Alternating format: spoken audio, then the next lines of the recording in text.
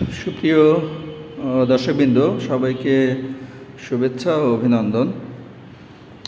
কারিগরি শিক্ষার যে ব্যাপারটা সেটা হচ্ছে যে আপনার যদি আপনি হাতে কলমে আপনার জ্ঞান না থাকে, হাতে কলমে যদি শিক্ষা না থাকে, আপনি নিজের কাজটা যদি নিজে করতে না পারেন, তাহলে কিন্তু আপনার কারিগরি শিক্ষার যে ডেভেলপ সেটা কিন্তু হলো না।